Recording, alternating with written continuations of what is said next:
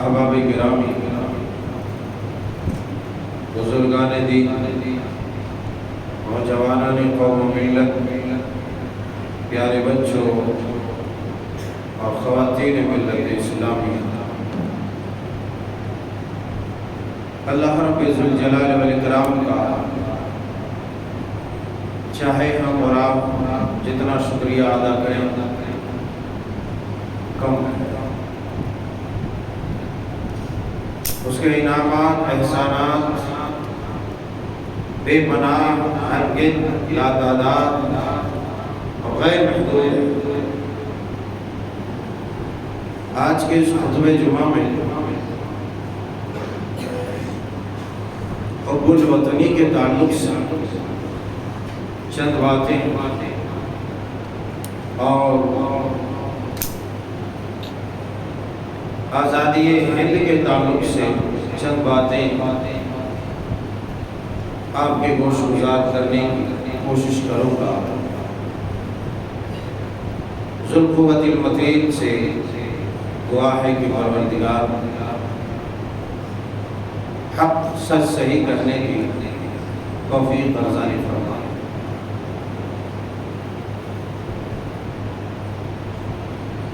حب الوطنی، وطن جہاں ہم رہتے ہیں، جس زمین پہ، جس دھرتی پہ، جس جگہ ہم رہتے ہیں اس کو وطن کہتے ہیں۔ مجموعی طور پر ہمارا وطن، مادر وطن، ملک عزیز ہندوستان ہے۔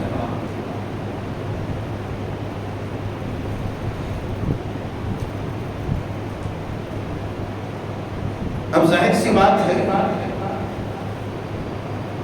کہ فطری اور طبعی طور پر انسان کے اندر رب الودود نے وطنیت اور وطن کی محبت ڈال دی۔ اگر ایسا نہ ہوتا، چاہے وہ جس ملک کا رہنے والا ہے، جس جگہ کا رہنے والا ہے، اگر ایسا نہ ہوتا تو سرور کونین سید الرسل جناب محمد الرسول اللہ صلی اللہ علیہ وسلم وقت ہجرت جب اپنے مادر وطن مکہ المکرمہ کو چھوڑ کر کے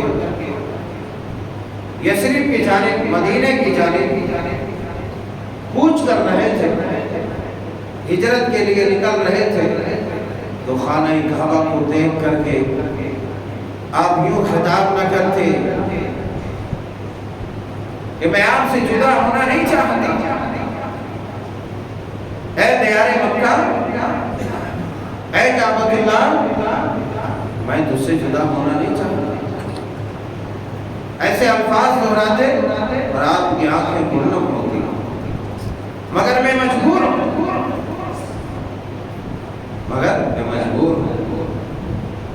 قوم کی ستمگری، حالات کی ستم ظریفی اور ظلم و استبداد کے انتہا نے آپ کے ایمان، آپ کی شریعت، آپ کے دین کی محافظت کے لیے، صیانت کے لیے، حفاظت کے لیے، مسلمانوں کی حفاظت کے لیے دیار مکہ چھوڑنا پڑا، اور نم آنکھوں کے ساتھ آپ مکہ سے جدا ہو گئے، ودا ہو گئے، یثرب کی طرف، مدینہ کی طرف چل دیے۔ یہ ایک فطری شیء ہے کہ انسان کے اندر جس جگہ پر رہے اس کی محبت اس کے اندر گھر کر جاتا ہے۔ اگر ایسا نہ ہوتا، اگر ایسا نہ ہوتا تو اس ملک عزیز ہندوستان کی آزادی بے شمار اللہ تعالیٰ مسلمان اپنی جانوں کو قربان نہیں کرتے تھے، اپنے جسموں کے پر خدشے نہیں اڑاتے تھے، طرح طرح کی اذیتوں سے، سزاؤں سے، تکلیفوں سے اپنے جسموں کو شل نہیں کرواتے تھے۔ جیسے تیسے زندگی گزار لیتے تھے، لیکن یہ حب الوطنی ہی تھی، وطن سے محبت تھی، جس کی پاداش میں مسلمانوں نے اپنے مادر وطن ہندوستان کی حفاظت کے لیے اپنی نسلوں تک کی قربانی دے دی، اپنی نسلوں تک کی قربانی دے دی، اپنے خاندانوں کو لٹا دیا، اپنے جاہ و جلال اور مال و ثروت کو قربان کر دیا۔ یہ وطن سے محبت تھی۔ میرے یاروں، میرے جوانوں، میرے بزرگوں، وطن کی محبت ایک فطری شے ہے، اور وطن سے محبت کوئی گناہ نہیں ہے، چونکہ یہ فطرت اور قدرت کی طرف سے ودیعت کر دی گئی ہے انسان کے اندر، تو اس چیز میں کوئی گناہ نہیں ہے،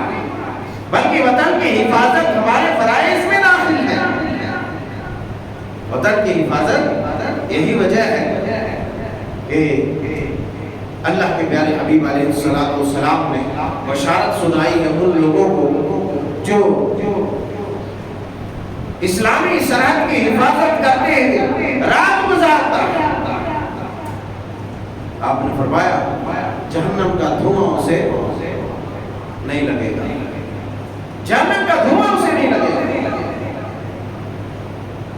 یہ وطن کی حفاظت ہی ہے، لہذا معلوم یہ ہوتا ہے کہ وطن کی حفاظت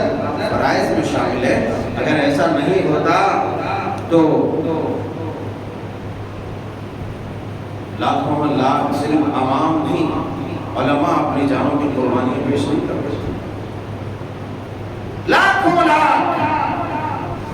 میں بھی آئندہ ذکر کرنے والا ہوں اس ہندوستان کی آزادی میں مسلمانوں ہی نے نہیں صرف، بلکہ اگر ہم اپنی جماعت جسے سلفی المسلک کہتے ہیں، جسے اہل الحدیث کہتے ہیں، ماضی قریب میں جس کو وہابی کے نام سے جانے جاتے تھے، ہندوستان کے مشہور مورخ، ہندو مورخ ڈاکٹر تارا چند لکھتے ہیں کہ اہل حدیثوں کی قربانیاں ہی اصل قربانیاں اس دیش کی آزادی میں، اور لکھتے لکھتے یوں لکھتے ہیں کہ 8 لاکھ سے 8 لاکھ علماء اہل حدیث نے اپنی جانوں کی قربانیاں اس ملک کی آزادی میں پیش کی، اس ملک کی آزادی میں جہاں ہم رہ رہے ہیں۔ 8 لاکھ کوئی 8 ہزار نہیں، اور اگر آپ کو شبہ ہوتا ہو تو دلی دور نہیں ہے، لوگ کہتے ہیں دلی دور ہے، میں کہتا ہوں دلی دور نہیں، جاؤ دیکھو انڈیا گیٹ پر 60,000 سے زائد مسلمان فریڈم فائٹر کے نام لکھے ہوئے ہیں، سب سے زیادہ 60,000 سے زیادہ 63,000۔ آپ یوں سمجھ رہے ہوں گے کہ ممبر رسول سے خطبے میں اس چیز کے تذکرے کا کیا فائدہ ہے؟ اس جگہ سے اس کا تذکرہ کرنے کا کیا فائدہ ہے؟ چونکہ ہمارا علم ہی یہی ہے، اور ہماری دانشمندی اتنی بڑی ہے، شاعر نے کہا تھا کہ اگر نہ سمجھو گے تو مٹ جاؤ گے اے ہندی مسلمانوں، اگر نہ سمجھو گے تو مٹ جاؤ گے اے ہندی مسلمانوں، پھر تمہاری داستان نہ ہوگی داستان، پھر تمہاری داستان نہ ہوگی داستانوں میں، ایسے مٹو گے کہ کسی کہانی میں بھی تمہارا نام نہیں لیا جائے گا۔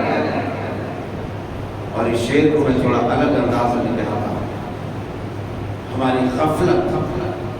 ہماری سستی، اگر نہ سمجھو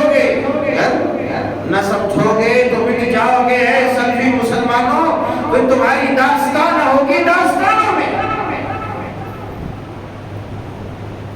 ہم اپنی تاریخ سے بالکل پچھڑے ہو چکے ہیں،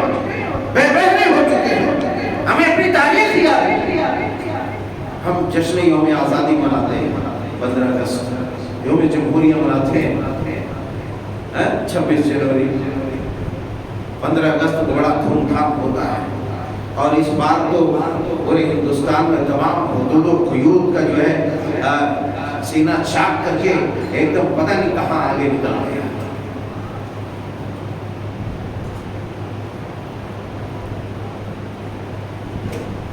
یعنی یہاں تک کہ مسلمان اپنے خون سے نکل کر کے ان حرکتوں کو کر دیا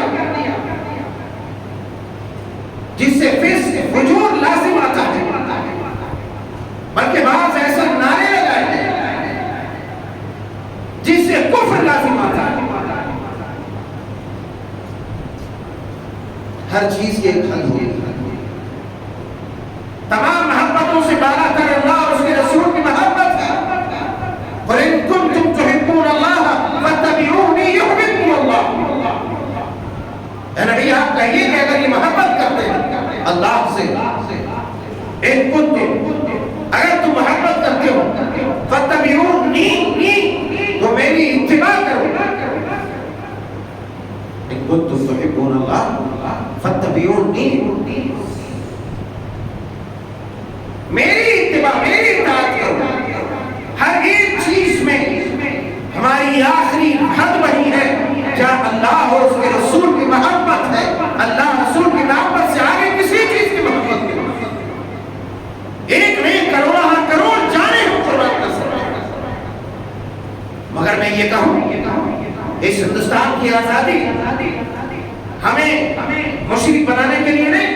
کافر بنانے کے لیے نہیں، دیوس بنانے کے لیے نہیں، فاسق بنانے کے لیے نہیں، فاجر بنانے کے لیے نہیں آزاد کیا گیا تھا۔ ہمارے بزرگوں نے، ہمارے پروجوں نے جو قربانی دی تھی اس لیے نہیں دی تھی تاکہ آگے چل کر کے ہم فسق و فجور میں مزید آگے بڑھتے چلے جائیں، بے حیائیوں اور بدکاریوں کے دروازے کھولیں، مسجدوں کے حرمتوں کو پامال کریں، مدارس اسلامیہ کے تقدس کو جو ہے اپنے پاؤں تلے رو دیں، ہر کسی بھی، بلکہ وہ مجاہدین آزادی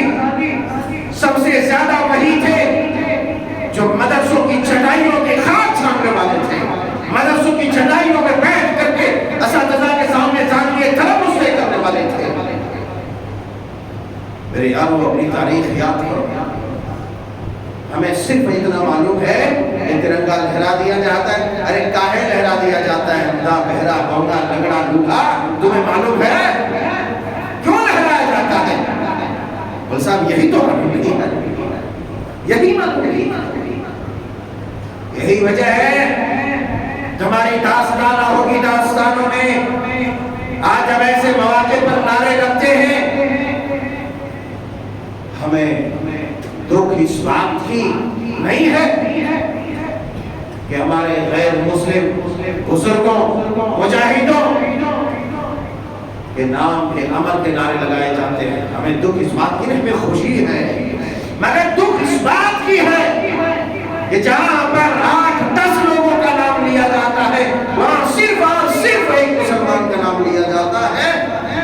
مولانا ابوالکلام آزاد امر رہے۔ میرے یاروں، آج درسی کتابوں سے، سلیبس کی کتابوں سے، نصابی کتابوں سے تمہاری تاریخ چیدہ چیدہ کر کے نکال دی جا رہی ہے۔ وہ تاریخ جن بزرگوں کے 60,000 سے زیادہ نام ابھی بھی مرجوم ہے، مرسوم ہے، لکھے ہوئے ہیں، منتظم ہے انڈیا گیٹ کے اس مینار میں۔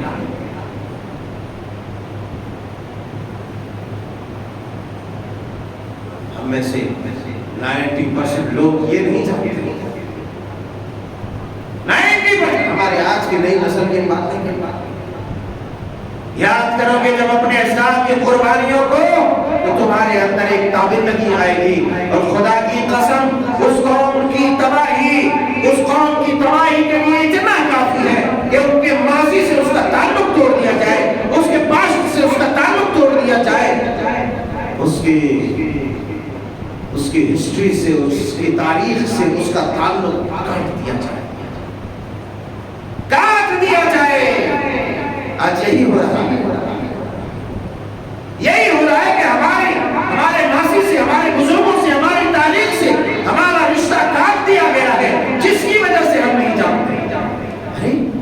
جھنڈا پھہرا کر کے، ترنگا لہرا کر کے ناچ لینا، گا لینا، ڈھول کے اور میوزک کے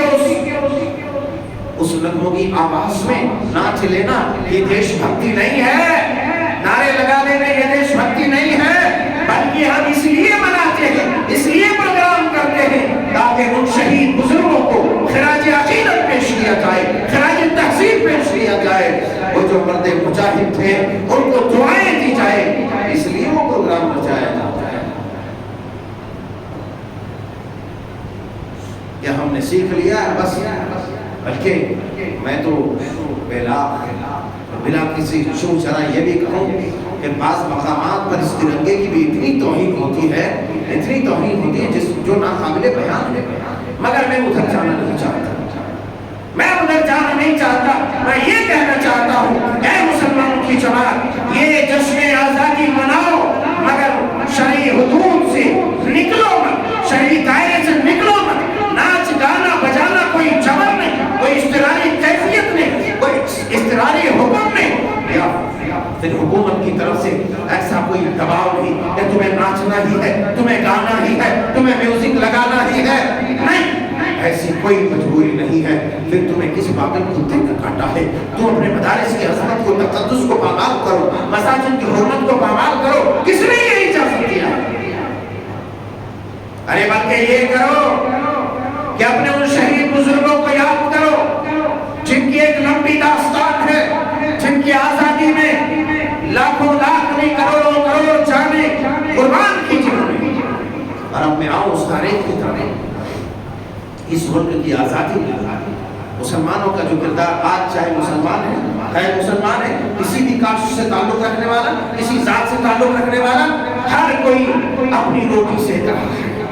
ارے کل جو غدار تھا، جو خائن تھا، جو بدماش تھا، جو مجاہدین آزادی کا دشمن تھا، آج وہ بڑا وفادار بن کر کے اپنا سینہ تان کر کے اپنا جو ہے ایسا جھوٹے گیت الاپتا ہے، راگ الاپتا ہے کہ گویا کہ اسی نے سب کچھ کیا تھا اس ملک و ملت کے لیے۔ لیکن میں کہنا یہ چاہوں گا کہ تم بھی مرعوب ہو چکے ہو، مسلمان بھی ڈر چکا ہے، کیونکہ اس کے ماضی سے اس کا تعلق توڑ دیا گیا، اس کی تاریخ سے اس کا رشتہ توڑ دیا گیا، اس کے ہسٹری سے اس کا تعلق ختم کر دیا گیا۔ اسی لیے میرے یارو یاد رکھو، اس ملک عزیز ہندوستان کی آزادی کے لیے جو سب سے پہلے روح پھونکی گئی، سب سے پہلے علم جہاد بلند کیا گیا، سب سے پہلے جو جہاد کا فتویٰ دیا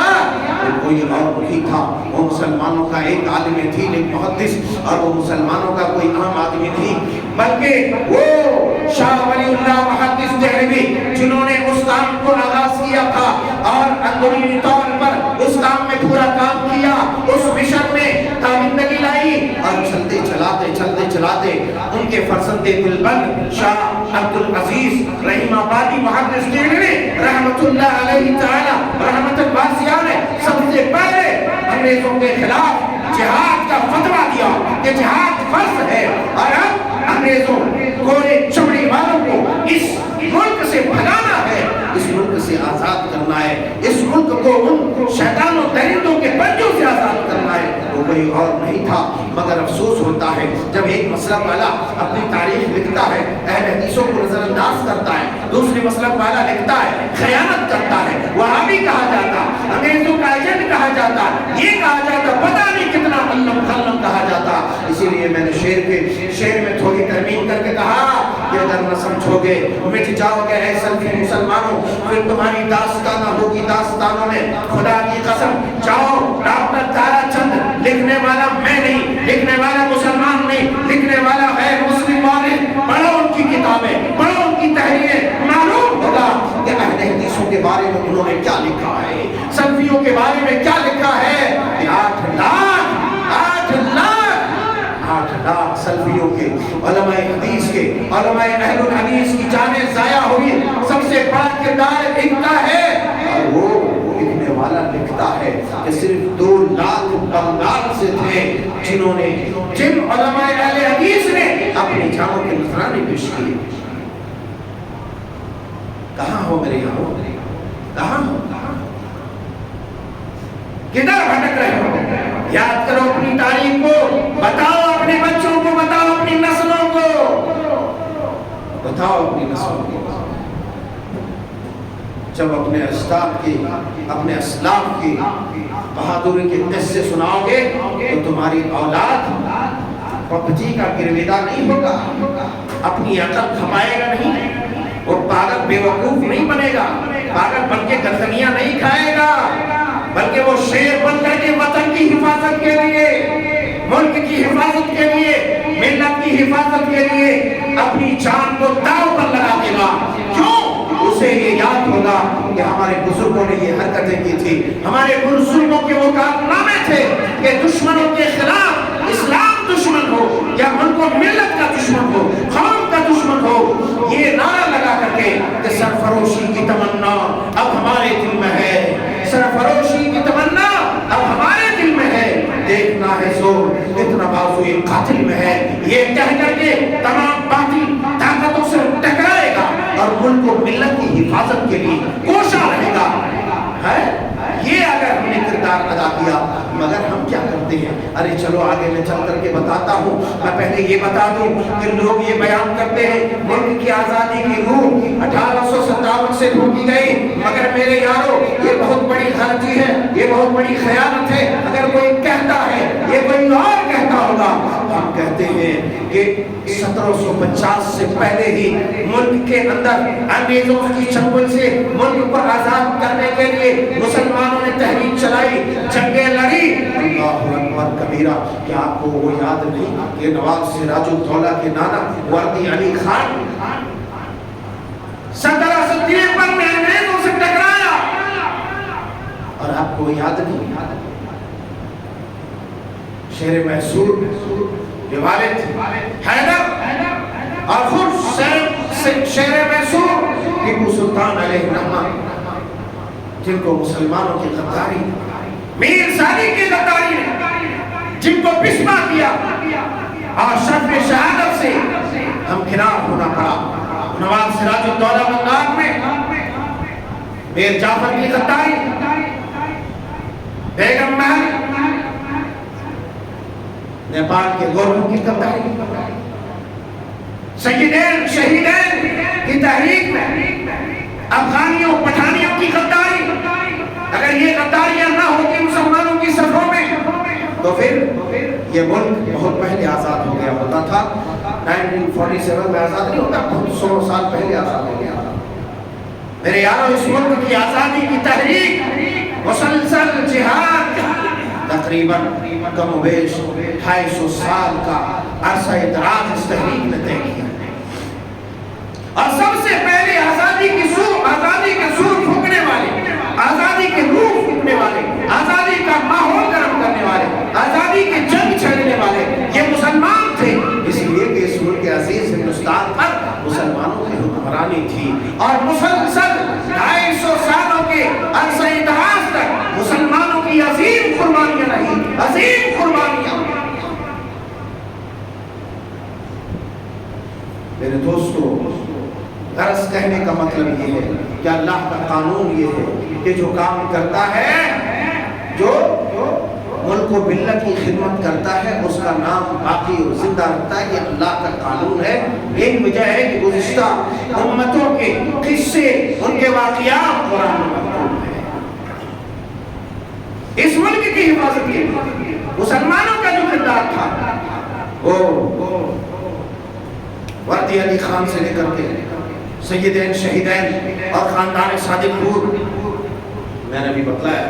میں یہ بات اس لیے کر رہا ہوں کہ ہر تاریخ لکھنے والا اپنی عصبیت میں آ کر کے الگ الگ مسلک والا مسلمان بھی لکھ رہا ہے، وہ عصبیت کے جو ہے گہرے سمندر اور گہرے دلدل میں اس قدر پھنسا ہوا ہے کہ فلانے کو ایجنٹ، چلانے کو ایجنٹ، اس کو ایجنٹ، مسلمان کو انگریزوں کا ایجنٹ کہہ رہا ہے، جبکہ مسلمانوں کا اجداد یہ تھا کہ متحد ہو کر کے اس ملک کا پاسا پلٹا، ملک کی کایا کو پلٹ کر کے رکھ دیا اور گوری چمڑی والوں سے آزاد کیا ملک کو۔ اگر بات کریں، میں اس ملک کی آزادی کی تحریک میں، جہاد میں اہل حدیثوں کے کردار کی ایک جھلک میں آپ کو دکھا۔ تحریک سیدین شہیدین جو 1820-25 عیسوی سے شروع ہوا، تحریک شہیدین کہا جاتا ہے شاہ اسماعیل شہید رحمۃ اللہ علیہ، سید احمد شہید رحمۃ اللہ علیہ، سید احمد شہید رحمۃ اللہ علیہ وسلم رحمۃ اللہ علیہ، شاہ اسماعیل شہید رحمۃ اللہ علیہ پکے سلفی المسلک اہل حدیث جسے دنیا وہابی کے نام سے جانتی ہے۔ مورخ لکھتے ہیں،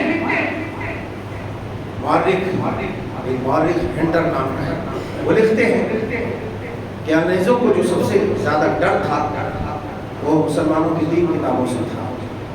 اس وقت کے شاہ اسماعیل شہید رحمۃ اللہ علیہ کی کتاب تقویۃ الایمان، تقویۃ الایمان جو صرف اور صرف توحید کے موضوع پر ایک بڑے ہی مستحکم اور بڑے ہی نرالی کتاب ہے، اس میں کہیں جہاد کی کوئی بات نہیں ہے، کہیں جہاد کی کوئی بات نہیں۔ مگر سوال یہ ہے کہ انگریزوں کو ان سے ڈر کیوں تھا؟ اے توحید کے پاسبانوں، اس لیے ان کو ڈر تھا کہ اس کتاب میں توحید کا درس دیا گیا ہے، بت پرستی، قبر پرستی، توہم پرستی، شرک سے بیزاری کا اعلان کیا گیا ہے، ایک خدائے وحدہ لا شریک ذوالجلال والاکرام کی عبادت کی بات کہی گئی ہے، اور دنیا کائنات یہ جانتی ہے کہ اگر مسلمان جس کے اندر توحید کا رس بنا ہوا ہے وہ دنیا کی تمام طاقتوں سے ٹکرا سکتا ہے، جس کے اندر جذبہ ایثار و وفا ہے، جس کے اندر توحید ہے، جس کے اندر اللہ کی وحدانیت کا رس بنا ہوا ہے، اللہ کی توحید کا رنگ چڑھا ہوا ہے، وہ دنیا کے کسی بھی باقی طاقت سے ٹکرانے سے گریز نہیں کرے۔ دوسری کتاب ہے سید احمد شہید رحمۃ اللہ علیہ کی کتاب ملفوظات سید احمد۔ تیسری کتاب ہے شرح وقایہ کی کتاب الجہاد۔ میں کہنے یہ لگا تھا کہ سیدین شہیدین جب بالا کوٹ میں لڑتے ہوئے شہید ہو گئے،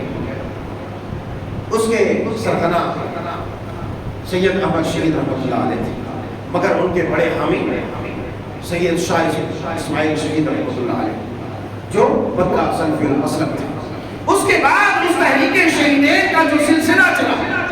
اب آپ وہاں سے دلی اور بالا کوٹ سے واپس آئیں، وہاں سے واپس آئیں گے تو آپ سرزمین پٹنہ آئیں گے، سرزمین پٹنہ، سرزمین پٹنہ، عظیم آباد، صادق پور، جسے خاندان صادق پور کے نام سے دنیا جانتی ہے، ہندوستان جانتی ہے، جن کی قربانیوں کے بارے میں پنڈت نہرو جی نے کہا تھا، اس نے کہا تھا وہ سب سے پہلے پرائم منسٹر تھے، پردھان منتری کا، سب سے پہلے وزیر اعظم ملک عزیز ہندوستان کے، خاندان صادق پور کا نام لے کر ان کے یہاں جا کر کے یہ بات کہی تھی کہ لوگوں اگر پورے ہندو مسلم، چونکہ ملک کی آزادی میں ہندو مسلم ساتھ ساتھ رہے، مگر میں یہ کہنے سے بھی نہیں ہچکچاؤں گا کہ زیادہ تر رہنمائی، رہبری اور کمانڈنگ مسلمانوں نے کی، اور میں یہ کہتا ہوں برملا کہتا ہوں، مجھے کوئی جھجک نہیں، مجھے کوئی ڈر نہیں، اور تمہیں بھی ڈرنا نہیں چاہیے کہ اگر مسلمانوں کی قربانیاں اور جہاد میں حصہ نہ ہوتا، میں سمجھتا ہوں کہ اس ملک کا آج تک آزاد کیا جانا دشوار اور مشکل ہی نہیں، ناممکن کی طرف۔ میں یہ نہیں کہہ رہا میں اپنی بڑائی بیان کر رہا ہوں، مسلمانوں کی توصیف کر رہا ہوں، وہ انڈیا گیٹ بتائے گا، میں نہیں بتاؤں گا، وہ انڈیا گیٹ بتائے گا، وہ ڈاکٹر تارا چند بتائے گا، وہ ہنٹر بتائے گا، اور دوسرے غیر مسلم مورخین بتائیں گے۔ غیروں نے ہماری باتیں لکھی، ابھی آزادی کے زیادہ دن بھی، زیادہ عرصے بھی نہیں گزرے، ہم میں سے مسلمانوں کے اندر وہ جذبہ ہی نہیں رہا جو وراثت میں ملنا چاہیے تھا ان کے بزرگوں کی طرف سے، کہ ابھی کتنے بوڑھے ایسے ہیں جو جب کہ آزادی کے وقت زندہ تھے، ان سے پوچھ کر اپنی تاریخ لکھی جا سکتی، سیڑھی در سیڑھی اس کو جو ہے تبدیل کیا جاتا تھا، مگر ہم غفلت میں رہے، ہم نے ہمیشہ جو ہے اپنی تاریخ سے چشمپوش کی۔ یہی وجہ ہے کہ دشمنانوں نے عیاری اور مکاری کر کے ہمیں ہماری تاریخ سے، ہسٹری سے ہمارا رشتہ ہی ختم کر دیا۔ جب سیدین شہیدین کی وہ تحریک کا علم اٹھانے والا کوئی نہیں بچا،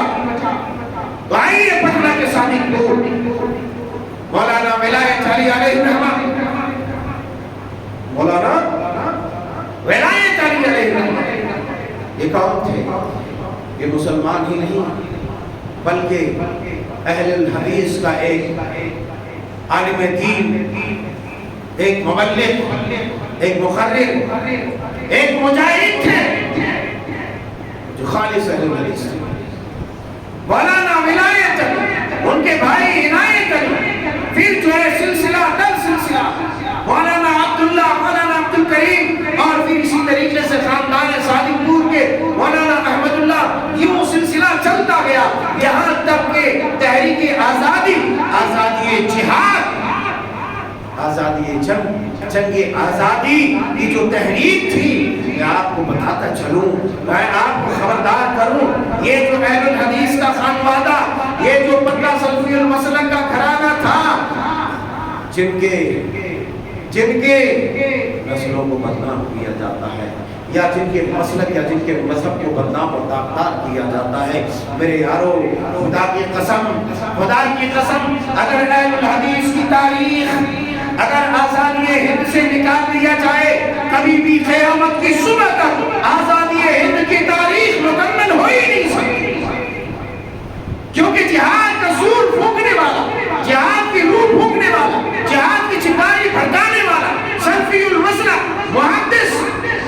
عبدالعزیز رحیم آبادی، محدث دہلوی رحمۃ اللہ علیہ ہے، اور پھر خاندان صادق پور کی وہ قربانیاں جن کے بارے میں نے پنڈت نہرو کی وہ تقریر اور ان کا وہ بیان میں نے آپ کو سنایا تھا کہ یہ کہا کہ تمام ہندو مسلم کی قربانیاں ایک پڑھنے میں اور خاندان صادق پور کی قربانی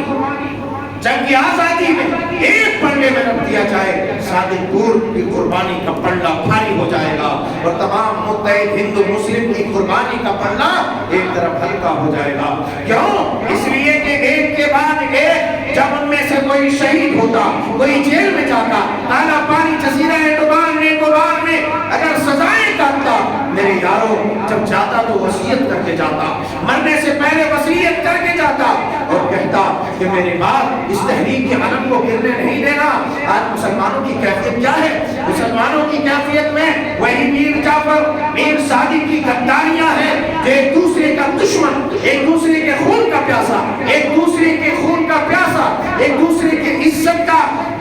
کا خونر ہے کہ ایک دوسرے کی عزت کو چاک کرنے کے در پہ ہو رہا ہے۔ ہر مرنے والا یہ وصیت کر رہا ہے بڑی بے شرمی کے ساتھ، بڑی سخت دلی کے ساتھ، بڑی دریدہ ذہنی کے ساتھ کہ بیٹا اس سے بچ کے رہنا، بیٹا اس سے ہوشیار رہنا۔ ارے یارو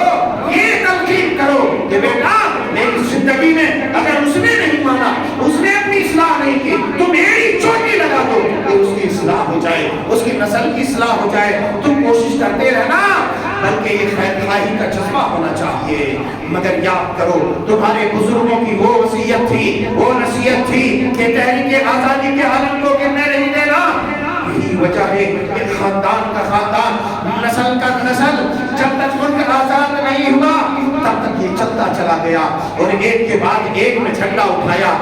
امارت کا جو عہدہ سنبھالا اور اس تحریک کو زندہ رکھا، پھر ملک کو آزاد کرایا۔ مگر افسوس ہے ہم نے اس پیغام کو چھوڑ دیا، ہم نے اس درس کو چھوڑ دیا اور ہم نے ان منافقوں کے، ان خائنوں کا پیغام لیا، ان غداروں کا جن کی غداری کی وجہ سے مسلمانوں کے بڑے بڑے جوان مرد، سلاطین اور حکام اور امراء شہید ہوئے تھے، اور جس کی وجہ سے کئی سالوں تک بلکہ 100 سالوں تک یہ ملک پیچھے چلا گیا آزادی کے معاملے میں۔ ہم نے میر جعفر اور میر صادق کی روش کو ہم نے اپنا لیا ہے۔ میرے یارو ان نیک لوگوں کی روش کو اپناؤ، نیک لوگوں کے راستے پر چلو، علماء صادق پور کی اس قربانی کو یاد کرو اور ان نصیحتوں کو یاد کرو کہ کس طریقے سے ایک کے بعد ایک قربان کیے جاتے تھے اور وصیت کیے جاتے تھے کہ بیٹا میرے بعد اس علم کو سنبھالنا۔ میرے یارو ایک اور کو بات کہتے ہوئے میں چلوں اور اپنی بات کو ختم کروں کہ جنگ آزادی ہند یہ ہماری محبت کے ساتھ، ہمارے دل کے ساتھ، چونکہ اس ملک سے ہم محبت کرتے، ہمارا جاننا بہت ضروری ہے، مگر ساتھ ہی ساتھ یہ بھی جاننا ضروری ہے کہ چاہے وہ ملک کی محبت ہو، چاہے وہ ماں باپ کی محبت ہو، ہر ایک محبت سے بالا، اس ملک کو بنانے والا، اس ملک کو پیدا کرنے والا، اس ملک کو امن و شانتی دینے والا، اس ملک کو رہنمائی بخشنے والا وہ رب تعالیٰ ہے جس کی محبت سب سے بالا اور اونچا ہے۔ اور اس ملک کے قانون میں بھی کہیں ایسا کچھ نہیں لکھا کہ تم اللہ اور اس کے رسول کی حرمتوں کو پامال کرو، مساجد اور مدارس کے عظمت و تقدس کو روندو، یہ کہیں بھی قانون میں نہیں لکھا، بلکہ سب کا ادھیکار، سب کی اتھارٹی، سب کا حق اتنا تو ضرور بنتا ہے کہ وہ اپنے مساجد کی حفاظت کرے، اپنے مدارس کی حفاظت کرے اور اپنی قومی اور اپنے مذہبی جذبات کو اس کی حفاظت کرے، اپنی عادتوں کی حفاظت کرے۔ میرے یارو، قربانیاں اگر ہم علماء صادق پور کی پیش کریں تو خدا کی قسم کئی جمعہ چلا جائے گا، ہم پیش نہیں کر سکتے۔ صرف اتنا یاد رکھو کہ وہ عین عید کا دن تھا، جمعہ کا دن، وہ اہل الحدیث کا خانوادہ، وہ گھرانہ، انگریزوں نے عین عید کے دن ان مجاہدوں کے گھروں پر بلڈوزر چلا دیا، ان کے جائیداد ضبط کر لیے۔ آج بھی یہی ہو رہا ہے، جو حق کی پاسبانی کر رہا ہے یا جو حق وہی کر رہا ہے اس کے گھروں پر بلڈوزر چلا دیا جا رہا ہے، ان کو جیل میں بند کر دیا جا رہا ہے۔ اللہ اکبر۔ میرے یارو، یہ اس لیے ہو رہا ہے، ایک تو ہماری دین سے دوری، دینی بے راہ روی اور اپنے اسلاف سے اپنے رشتے کو توڑ دیا جانا۔ ارے میرے یارو، وہ جزیرہ عمان، کالا پانی کی سزا ہمارے بزرگوں نے اس لیے کہا تھا، وہ کالا پانی کی سزا جس کے اندر 90 سے 95% مسلمان اور ان میں سے زیادہ تر اہل الحدیث، وہ یحییٰ علی خان، وہ محمد، وہ مولانا جعفر تھانیسری، میں نہیں بھولتا جس جعفر تھانیسری نے اس کالا پانی کی سزا کاٹ کر کے ایک لمبی مدت کی سزا کاٹ کر باہر آیا اور کالا پانی کے نام سے ایک کتاب لکھا۔ وہ کتاب موجود ہے، پڑھو، درس دو، پیغام عام کرو، پھیلاؤ ایسی اذیتناک سزائیں جن کے بارے میں میں بتلاؤں، جن کو دنیا ہندوستان ویر ساورکر کے نام سے جانتی ہے۔ ہندوستان کا وہ بھی جنگ آزادی کے مجاہدین میں شامل تھا، برہمن تھا۔ جب کالا پانی کی سزا انہیں دی گئی تو ان کا حوصلہ ٹوٹ گیا۔ کالا پانی کی سزا اتنی شدید، اتنی خطرناک، اتنی اذیتناک تھی کہ وہ دام نہ لا کر کے انگریزوں کو ایک نہیں، دو نہیں، تین خطوط لکھے، تین خط لکھا اور لکھنے کے بعد یہ کہا کہ مجھے آزاد کر دیا جائے اس جزیرہ عمان سے، اس کالا پانی کی سزا سے میں تمہارا وفادار رہوں گا، تمہاری وفاداری کروں گا، گاندھی جی کے خلاف، مجاہدین آزادی کے خلاف ہم تمہارے ساتھ رہیں گے۔ اللہ اکبر کبیرہ۔ ان کو تقریباً 1922-23 میں ان کو آزاد کر دیا گیا، رہا کر دیا گیا۔ کس بنا پر؟ جب مجاہدین آزادی کے